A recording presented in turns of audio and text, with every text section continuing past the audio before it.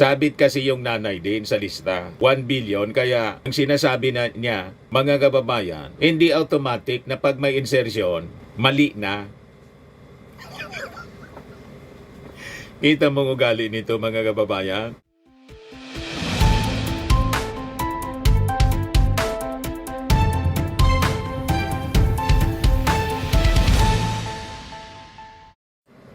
Hello po mga kababayan. Pag-usapan natin yung swindler's list, narrative ng mga DDS. Ano niya Mr. Maravillas na swindler's list? Swindler yung panluloko. Hindi swindlers. Iba man yung swindler's list. Ito swindler's list. Sa bagay, alam naman natin po talaga, pag DDS, nandoon ang narrative nila na lukuhin ang mga mamamayang Filipino para iupo si Sara. At ang latest ngayon nila na ginagamit, isang certified DDS na congressman, si Leandro Leviste. DDS pala niya, Mr. Maravillas, itong si Leandro Leviste. DDS po, certified. Ito ngayon yung nagbibida-bida. Ano man niya, Mr. Maravillas, ang ebidensya mo na si Leandro Leviste, DDS, congressman. Gusto ninyo ng ebidensya? Number 1 na tagahanga ni Digong. Ay, ito.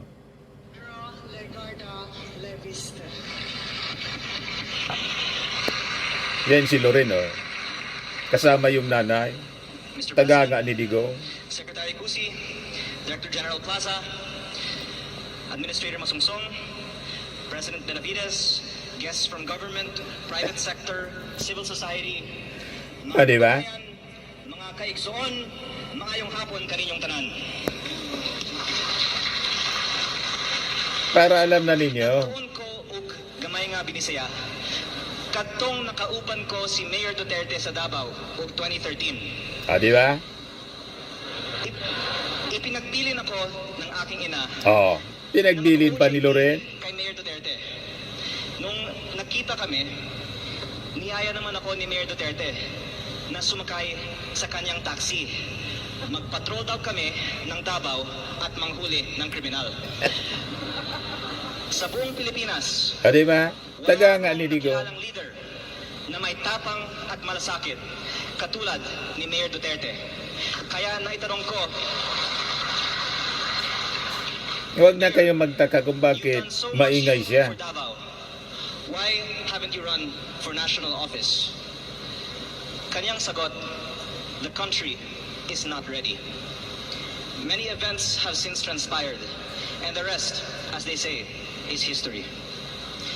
Today, we are so grateful that President Duterte answered the call to run in the 2016 elections to bring change to the Philippines.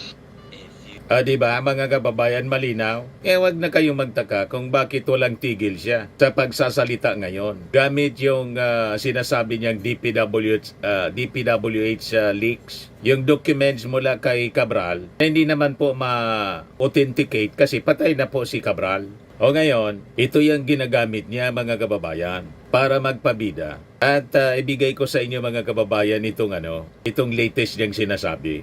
Yan 2 hours ago, happening now, Representative Leandro Leviste addresses the press on released files tied on the 3.5 trillion DPWH budget, the files of former Jose Cabral, and the allocables and incentives given to congressmen.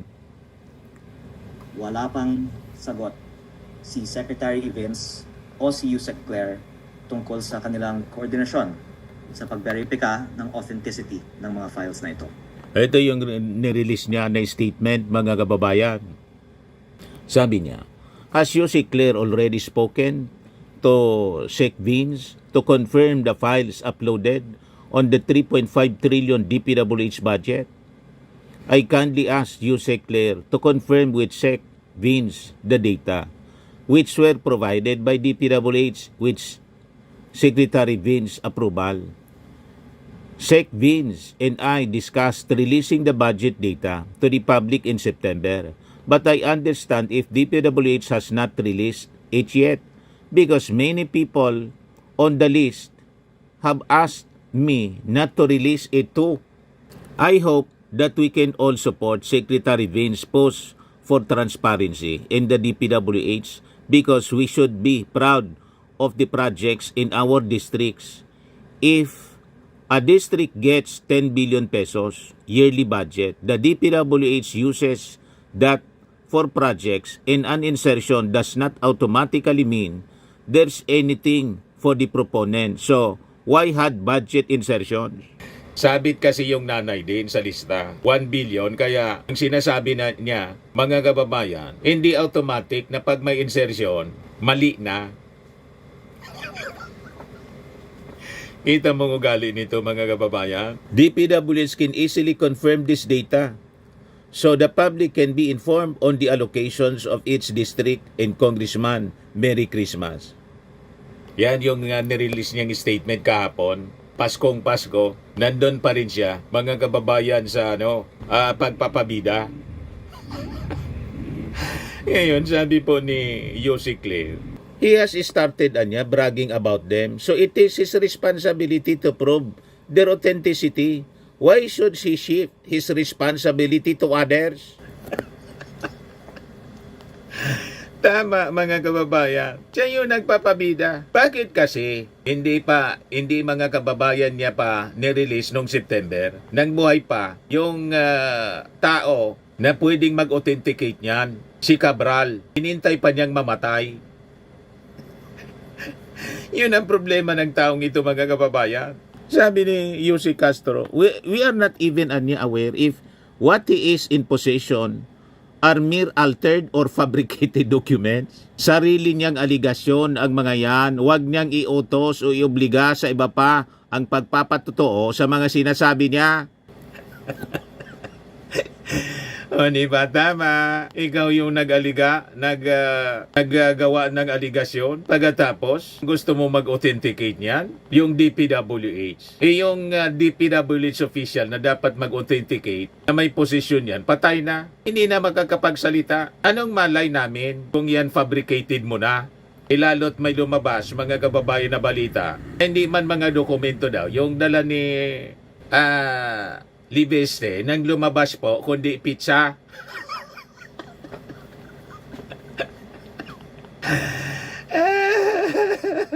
Sabi dito sa report ng Politico News, pizza, not papers.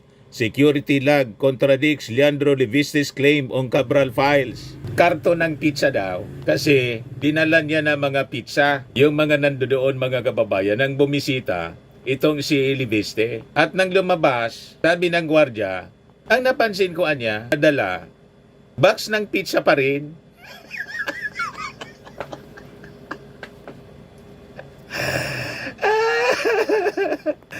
Yossi, ito sinasabi natin na swindlers, narrative ng mga DDS, mga kababayan, pag tayo nagpapaniwala sa kanila, gusto magpabida-bida pagkatapos naninira lang sa ating administrasyon. Ipatunayan mo yung listang yan, kumbaga sabi mo authentic yan. Ang problema, wala ka pong authority to authenticate that. Wala ka sa posisyon. Ang nasa posisyon yan, si Cabral lang. Ipatay na, hindi mo na matanong yung tao. Ngayon, ingay ng ingay mga kababayan si Libeste, pinipilit yung DPWH na i-authenticate. Ikaw ang mag-authenticate kung gusto mo. Tama ang sinabi mga kababayan ni Yossi Claire Castro. Ba't niya ipapasa mo sa iba? Hindi niya kami aware na nasa posisyon mo siya. We are not even aware if that what he is in possession of are mere altered or fabricated documents. Sarili niyang aligasyon ang mga yan. Huwag niyang iutos o iobliga sa iba ang pagpapatotoo sa mga sinasabi niya. Ikaw ang magpatotoo. Diba? Ikaw ang kumuha niya. Diba? So makikita ninyo ngayon, talagang ito yung swindlers list, narrative ng mga DDS po. And si Libeste po, certified DDS. Taga-nga po taga-nga ni Digong. Nakita naman po narinig ninyo yung video. So ang Swindler's List mga kababayan, paliwanag ko lang po sa inyo. Hindi siya listahan ng mga salarin, kundi listahan ng mga naglalako ng kasinungalingan. Isang coordinated na DDS narrative na paulit-ulit na nag-aakusa pero palaging bigo sa ebidensya. Tulad nitong inilalako ni Libiste mga kababayan, na sige ang pabida-bida. Dapat nating maintindihan na sa isang isang lipunang pinapahalagahan po ang due process. Ang katotohanan po, hindi produkto ng chismis. Mga viral videos, tulad po ng video yung Polvoron video. Ansa nga yung latest na video, yung kay Saldico? O mga listahan na walang pinanggagalingan. Kasi po, ang mga paratang na walang ebidensya ay hindi po katotohanan, kundi isang pandilin lang. Yan ang ginagawa nila ngayon. So, isa-isay natin yung mga nakaraang swindler's list nila. Yung Polvoronic video na sinabi nila, pinakalat ni Marlica at saka ni Harry Roque. So, kinumpirma po ng NBI Cybercrime Division na deepfake po yung video. So, wala silang pakundangan. Pagawa ng ganitong mga kasinungalingan. Pagawa po ng krimen. Isa po siyang krimen. So as a result of that, nasampahan sila ng kaso. Si Marlica, si Atty. Harry Roque, sinampahan po ng kaso. Mga kasong cyber libel, inciting to sedition, computer-related forgery, at saka unlawful use of publication. Nakita ninyo yung mga ginagawa nilang katarantaduhan. Mapabagsak lang yung ating administrasyon. Masiraan ang ating Pangulo, si Martin Romualdez na pinsan ng Pangulo, na laging target po nila. So sinundan po yon ang mga aligasyon ng isa pa nilang DDS influencer na si Cathy Binag, remember? May hawak daw siyang USB na naglalaman ng mga ebidensya laban sa ating Pangulong Bongbong. Ano nangyari? Hanggang ngayon, wala man pong naipakitang USB. Naniwala yung mga gonggong na mga followers nila. Ganun tayo pinagluluko nitong mga DDS influencers. Ito yung tinatawag natin swindler's list. Mga manluluko. Next, yung kay Benji Magalong. Nasigi man ang pa-interview. Pabida rin tulad ni Kiko Barsaga at saka ni Leandro Libiste. Di ba? Pinakalat noon ni Magalong na may mga namamahagi daw ng social amelioration funds. Remember? May mga nag-distribute daw ng mga social amelioration funds, yung mga mambabatas, para magamit nung eleksyon. Ano yung sagot ng katotohanan? Ito ay paninira lamang at walang basihan. Kasi kahit na po si House Minority Leader Marcelino Libanan, itinanggi ito. Minority Leader na yon. O di ba? Kung totoo yon, ang isang minority leader, hindi mangungonsinte ng ginagawa ng mga majority members. Kaya nga siya ginawang minority leader, tagapagbantay siya for checks and balances mga kababayan sa Congress. Siya yung watchdog. Yan ang papel niyan ng minority leader. So inamon noon mga kababayan si Magalong ng Palasyo Malacanang na maglabas ng ebidensya. Hanggang ngayon wala pa ring nilalabas. O ngayon nakikisakay naman si Magalong sa kung anong sinasabi ni Libiste. O na yung kay Kiko. Ano ba? Para lang ma-interview ng mainstream media. Yan ang mga ugali nila. At ito na nga yung latest sa swindler's list mga kababayan. Itong si Libiste. Sige po ang daldal. Tungkol sa sinasabing DPWH leaks niya. Yung Cabral document. Na gusto niya i-confirm ng DPWH. Tahimik din si Vince Dizon. Ayaw paggamit kay Libiste.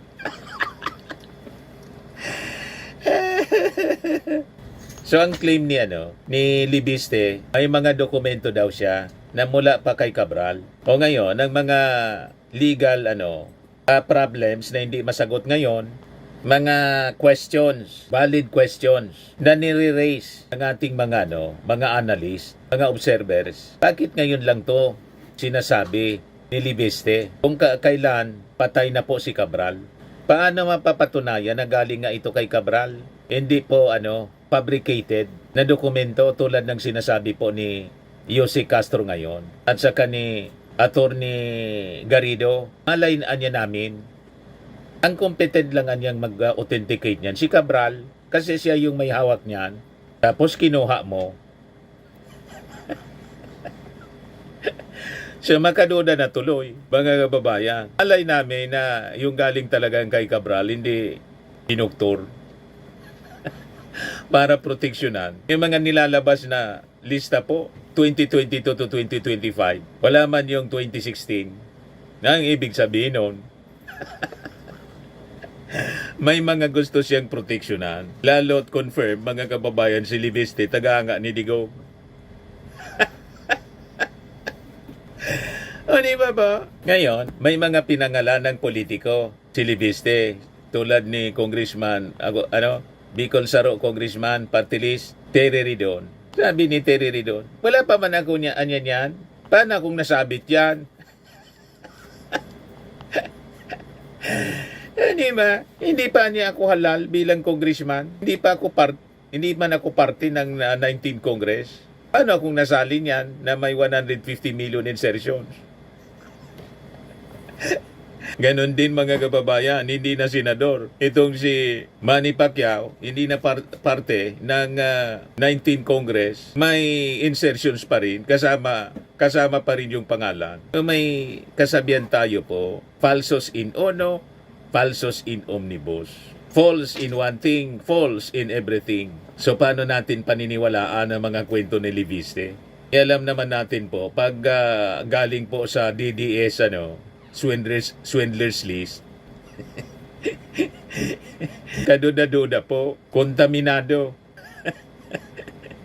Ano ba po? So sa simpleng legal analysis po, madali pong gumawa ng listahan.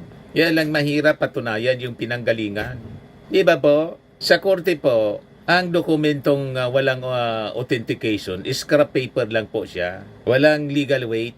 So, hearsay lang siya, chismis. Ang ginagamit ngayon sa propaganda. Yun ang malinaw, mga kababayan. Pero dito sa mga kontrobersing lumilitaw, si Sara Duterte po, ang may malinaw na pattern ng questionable spending na pilit nilang pinagtatakpan.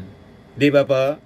Kaya kung may usapin ng pondo, may malinaw na track record na dapat talaga tingnan, si Sara Duterte yon. Malinaw yung mga peking beneficiaries, si Piatos, Mary Grace, Pampano, etc. etc. Wala paling linaw hanggang ngayon at hindi pa rin masagot. 11,000 ghost employees, mga ghost students na binunyag mga kababayan sa DepEd. So, nasa kampo nila mga kababayan ang may malinaw na ebidensya na dapat nakatutok doon ang atensyon ng publiko. Gumagawa sila ng ingay kung ano-anong mga issue na binansagan nating swindlers narrative para pagtakpan yung poon nila mga kababayan, si Sara Duterte. Binabaliktad nila yung mga kwento. Ang palagi nilang dinidiktik si Martin Romualdez. Kay Martin Romualdez po, walang dokumento, walang authenticated file, walang forensic proof, walang findings yung kahit anumang institusyon. Kahit nga po yung ICI, walang adverse finding. Yun ang malinaw po. So ang mga paratang mga kababayan, hindi man siya maituturing na ebidensya. Akusasyon lang na walang laman. Di ba po mga kababayan? So wag po tayong palinlang dito sa swindlers narrative ng mga DDS influencers. Pilit nilang ginugulo ang kwento para pagtakpan yung kanilang mga amo. Tama pa? Kahit yung Partido Liberal, Liberal Party questions authenticity of Levistes DPWH docs claim. Sabi ni Yossi Castro, kayo na ang nagiging pabida. Kayo na ang magaling samantalang ang Pangulo nagpasimula nito. Investigasyon po ng mga anomalya sa DPWH, anomalya sa flood control scandal. Sila na yung pabida. Pinagtatakpan yung mga totoong sabit. Tapos, dinidiin po yung mga taong wala mang ebidensya. Tulad kay Martin Romualdez, yung testigo nagtago. Si Gutesa, yung affidavit mga kababayan, yung notaryo peke. O di ba po? O ngayon, itong si Libiste, ang gustong mangyari niya, i-authenticate, i-confirm ng Palasyo Malacanang at ng DPWH. Ano kayo, siniswerte? Malay namin kung dinoktor na ninyo yung sinasabi niyong lista. Fabricated na lang yung lista. Ang dali ngayon mag-fabricate na mga dokumento. Di ba po, mga kababayan? Pati video fabricated, deepfake. Ayan man lang po, mga kababayan. Sa mga naghanap ng malinis and spacious fitness gym, pumunta lang po kayo sa aming Colossal Fitness Gym. We also offer Grab Car Rental with our brand new 2023 model ng Toyota Innova. We also accept booking for those who are planning to travel via PAL, Cebu Pacific, and other airline companies, local and international, and bills payment for Meralco Bills, PLDT, Aleco Bills, etc. Ang Colossal Fitness Gym is located at 3rd floor Security Bank Building, Landco Business Park, Legazpi City, Albay. For inquiries, look for Chilon Maravillas. Contact number 0966-802-0949. Yan yung aming Innova. Lagi na pong matao sa amin. Pati mga foreigners po, tingnan ninyo. Mga British tourists sila. Ang lalaki ng katawan na, mga kababayan, nag-gym sa amin. Ito naman po, Indian National. Ito mga mga European sila. Ito naman yung bago naming product na binibenta online, Eye Glow Serum. Whitening po siya galing sa South Korea. Tingnan ninyo yung epekto sa aking anak na architect entrepreneur, Riz Maravillas. For inquiries, look for Riz Maravillas on FB. Ito naman po, Fairmax Firming and Lifting Cream. Pinapahid sa mga pulses and affected area. Mainam po ito sa mga pains at paninigas sa mga kaso-kasuan. Ito po, Automax Radiant Serum. Sa mukha naman yung application. Anti-aging po siya. You will look 10 years younger than your age. Ito naman yung bagong product naming binibenta online. I am Worldwide Amazing Pure Organic Barley Powder Drink Mix from Australia. May amazing solid deal po kami ngayon. Amazing Christmas time promo. Get free 35 boxes sa gold po. Sa platinum, get 100 boxes free. Sa jade, get free 150 boxes. Hanggang bukas na lang po yung promong ito. For your inquiries, message na lang kayo sa aking anak na architect entrepreneur, Riz Maravillas. Sa mga mahilig po sa mga imported bags and wallets, dumiretso na lang kayo kay Ma'am Eileen Rosales, Eileen Closet. Nakabase siya po sa Amerika. Ayan o. Yan ang kanyang online selling. Sa mahilig naman po magpa-spa, try ninyo po dito sa Pamper City by OMG, your luxury escape. Located at Asiana City, Parañaque City, Metro Manila.